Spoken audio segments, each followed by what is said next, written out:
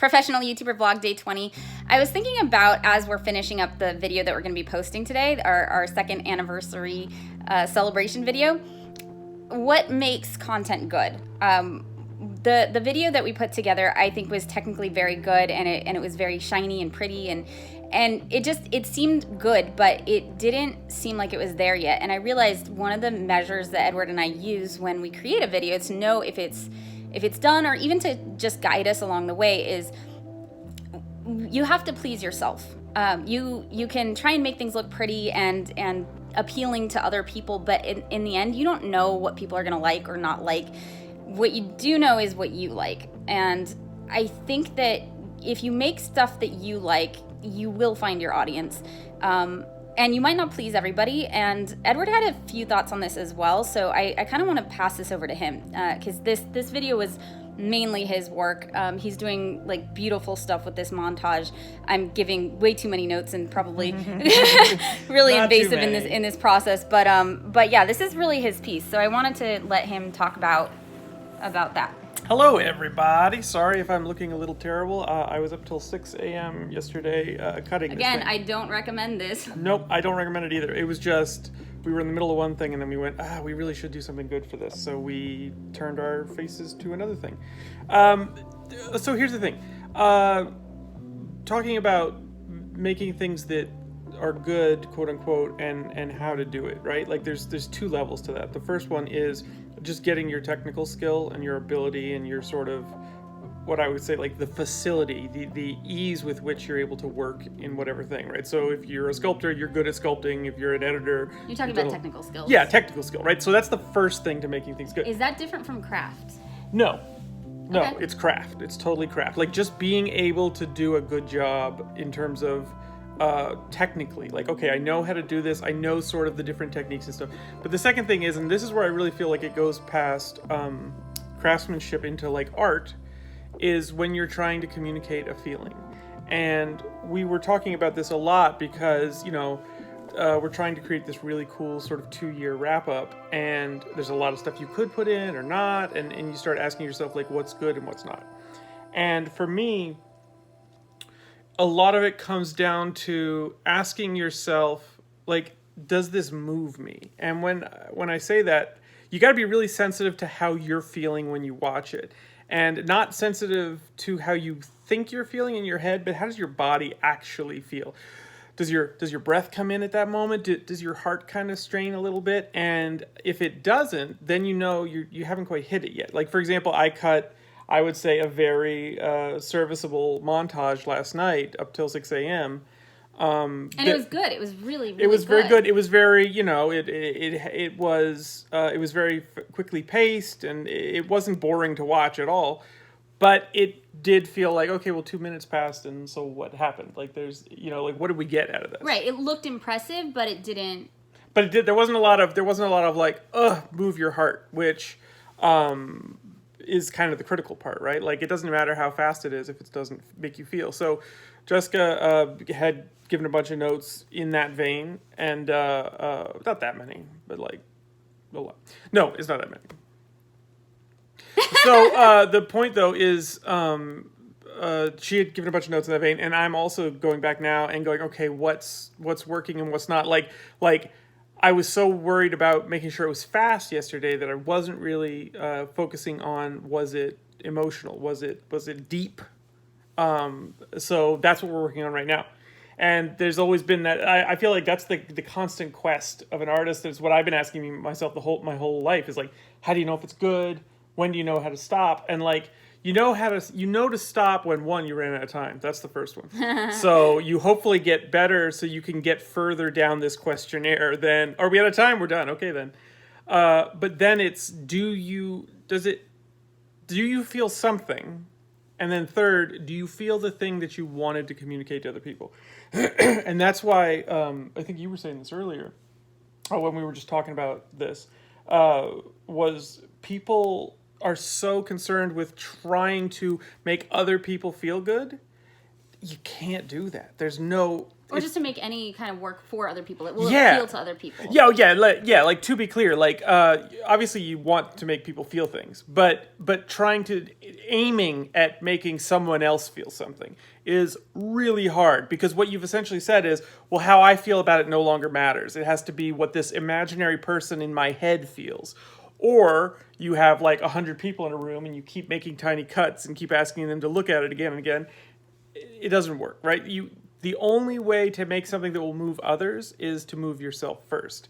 And that's why it's super important to be able to distinguish between, am I excited about this in my head? Do I like the idea of this? Or, oh, wow, did that hit? Like, and when you're first starting out, you will probably like you won't initially find that like, oh, it moved me. Like, you'll only get to the excitement side. Yeah.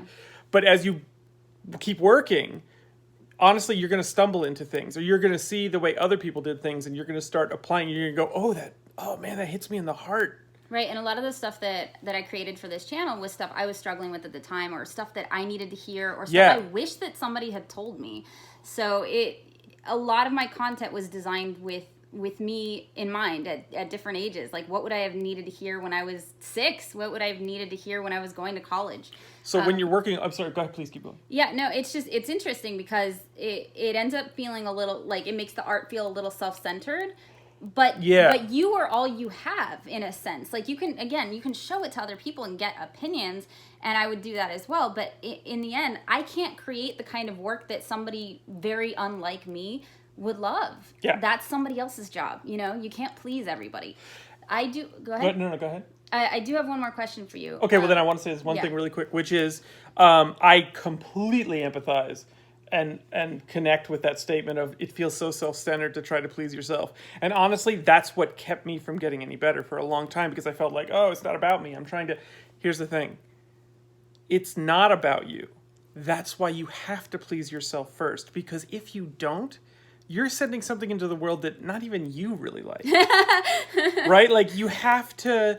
It's not that you do need to proceed from the point of view of, I'm making this for myself, this has to satisfy me, but it has to satisfy you if you didn't know who you were. You know what I mean? Like, it can't be like in jokes, and it can't be like personal references that only mean something to you, but it does need to hit you in the heart. It needs to punch you really strongly, and then, okay, I have done... Or entertain you. Or when I say punch you strongly, you could be happy, you could be sad, you could be afraid, whatever the feeling is.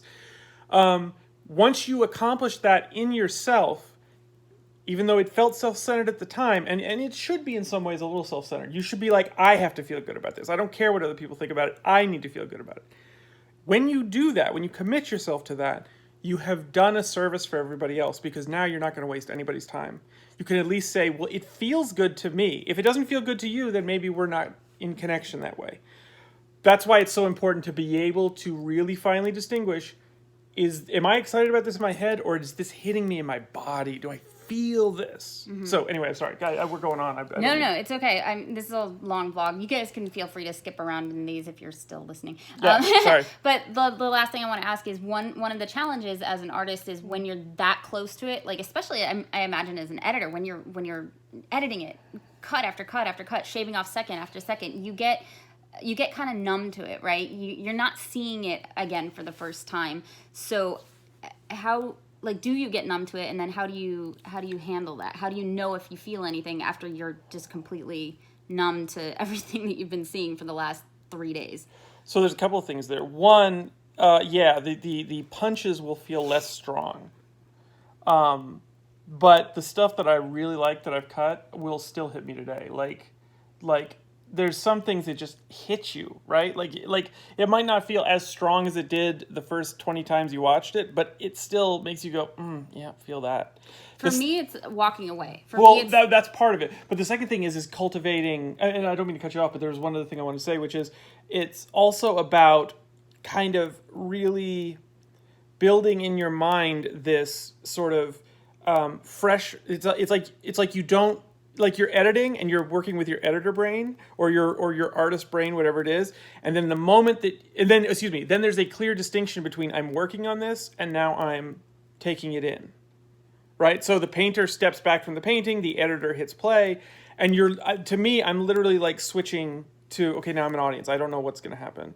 How do I feel? And so it prolongs that sensitivity. I mean, you'll still, especially if you work a lot in, like you said, walking away, if you work a lot in one session, by the end of it, you're going to be dead. Right. But if you come back, you'll feel, hopefully the next day you should be able to feel like what's good, what's bad. Right. And that was advice that I got at YouTube Next Up too, was like, once you feel like you're done with the edit, walk away and then come back to it. And then you can see it with fresh eyes. And then also every once in a while, like trying to see it through somebody else's eyes. Like, oh, that's the best. Right. Like imagine that it's up on YouTube now and somebody's watching it. Like what would they see? What would they experience? But you're still translating it through your own and that's emotions. One of the best things you can possibly do. I got so lucky with this very early on, was just show your work to a lot of people and be in the room. Especially if it's like video, because video you can't change. So you're kind of stuck on that ride. I made one of my first films had a 9-minute first scene. And the film was very successful. It was a very low budget movie. It did well for what it was. But that 9-minute first scene, I showed it in 17 different cities. And every single time that 9-minute scene started, I would just be like, oh, if they can get through this one, they'll like it. And seeing it in 17 different cities, I mean, you don't have to see it in 17 different cities. You just see it lots of places with lots of different people, not just your friends, all kinds of different people. You will start to feel the room. You'll start to feel what the room feels. And that means kind of getting out of your own way and not being obsessed with how you feel about it, but just you'll sit in the room and you'll know. So there's the process, right? While you're making it, you want to be in touch with how it makes you feel, and then when you put it out into the world, you kind of want to pay attention to how other people are reacting. Yeah, and you also kind of just want to be sensitive to the feeling of the room. Like when you like it's partially like you turn on that audience head again and you go, okay, now I'm watching it. And this comes with practice. You will not be able to do it like the first, second, third, fifth time. It's watching it over and over and over and over. And you'll see all your mistakes, which is great. That's how you learn. and that shame that maybe even they don't know, but you know, you're like, oh God. There's so much shame. Like looking back through these 2 years, I'm like, I thought this was good at the time. What was I thinking? I literally came to her like after our second video, and I was like, we were really proud of it. It was coming out really good. And I was like, I need you like in 2 years or a year or whatever. Or I think it was a year. We're going to look back on this and be like, what were we thinking? This is so, because you get better at whatever you do. And so if you do anything for a year, whatever you do at the end of that year, you're going to be way better than the beginning of the year. Yeah. So I want to share 2 more insights. Yeah, please. Sorry. Okay, so one is the concept of kill your darlings. Whenever you're creating something, you do get attached to some brilliant line you came up with, or like a cut that it was just sexy. And sometimes in the overall picture of things, it doesn't work, and you have to be willing to let those things go for the good, for the greater good. There are times when I did something really cute or funny on camera that I'm like, I want it in there, and it just doesn't work. It slows down the flow, or I don't know, it distracts or whatever, and you have to be willing to, it's a Hollywood term, you have to be willing to kill your darlings. Yeah, and writing as well. They use it all over the place. Yeah. Kill your darlings, Yeah. That is also the mark of like a mature artist. And that's something you get to. So you just do your best, and you're going to put things in because you think it does help, or you're going to put things in because you just cannot, it's too painful to kill it. And what'll happen is you'll see it and you'll be proud of that moment, and you'll also be like, oh man, that really sticks out like a sore thumb. That's the problem. It's better to have a cohesive thing than to have a bunch of cool things that are going in 12 directions. So anyway, yes. Yeah. I keep adding on to everything. It's great. It's great. This is a topic I feel a lot about. Like when I became an artist, like when I started working at that, I spent like 10 or 12 hours one day with my friends arguing about what is the nature of art and what's the nature of truth. And how do you know what's good? Yeah. I did the same thing. I was like, how do you even know good acting from bad acting? Yeah, what is good? Nobody really knows what good acting is. Everybody knows what bad acting is, but like, what's good? Who knows? But yeah, let us know if you guys are interested in this kind of content, by the way, because we could clearly talk for a long time about it, but it's, both of us have been creative people for so long that we're passionate about it, and we're like, let's share with other people who might want to do creative things. Hence 1422, 1423, 1424. Okay, so last thing. This was something I realized really early on, because we're both perfectionists in recovery. And it can be really hard to put something out there. And I think that perfectionism is rooted in fear. If I don't put something out there that has mistakes in it, then nobody can judge me. Nobody can see my flaws, and I will be accepted. That is word for word my internal monologue for many years. Sometimes still today. And of course you want to be good, but as Brené Brown says, I said this in one of my videos, true acceptance doesn't come from being flawless. It comes from putting yourself out there and realizing that even with your flaws, you are enough. That's what makes you feel accepted, not being perfectionistic and letting nobody ever see your rawness or your mistakes, right? That's the true acceptance, is putting your mistakes out there and people still accepting and embracing you anyway. That power of acceptance is amazing. Can I offer 2 videos that they should watch? Yeah. In that spirit. One is ZeFrank's Ode to Beginnings, which is amazing. It's just amazing. It's just amazing. Second is a video that Hank Green actually did relatively recently called, I think, How I'm So Productive, something like that. And he talks about 80%. He only works 80% of the way. And it's brilliant. You just watch. I'll make sure to give you the links to both. You need to watch them if you're an artist. Oh, and the Ira Glass's talk on creativity. If you haven't seen that, he does about 15 minutes about creativity and how to be a creative person and getting into it professionally. Sorry. And I'll link to the video on perfectionism as well. As yes, Brené of course. Brown's Some of our content too, probably. No, of course. Yeah. But, so what I realized about perfectionism is, like, yes, I want to be good and I want my work to be respected, but I realized, like, doing the work week after week after week will get me to the point that I want to be at, where I'm able to communicate effectively the ideas I want to communicate, and I'm able to do work at the level that I would like to do it. If I do it consistently, I will get better, and I will get there faster than if I try and perfect one thing. So much. And I found that to be true, right? I've put out a lot of content these last 2 years, and I am so much better today than I was 2 years ago. So much better. Oh my God. I just have to add, like her questions and her points are so good now. Yeah. Like in the beginning, you'd be like, I kind of want this to do, and like you weren't really sure how you felt about stuff, and now you're like, no, this has to feel like this. This needs to communicate this because I'm trying to say this, and I'm like, oh, well, if you're gonna lay it out, yeah. So the really big thing is awesome. The really big thing is my taste is better now. I know what's good now more than I did 2 years ago. So even if I had spent months trying to create one perfect video, all perfect would have meant in that situation is I can't see anything wrong with it. But as you grow, as your work grows, you grow in terms of taste. And so what would have seemed perfect to you 2 years ago, now you look back at and you're like, that was actually terrible, because you've gotten better. Your eye has gotten better. Your taste has gotten better. So I like to say, well, in my head just now, I was imagining trying to describe this, and it's like being a professional artist, being a professionally creative person, it's like the journey of a sandbox. You begin playing in the sand and playing it with it around, and you don't know what you're doing, and then you're sculpting it, and then you're able to eventually, when it can stand the heat and the pressure of the world looking at it, it turns into glass, and it turns into something that lasts.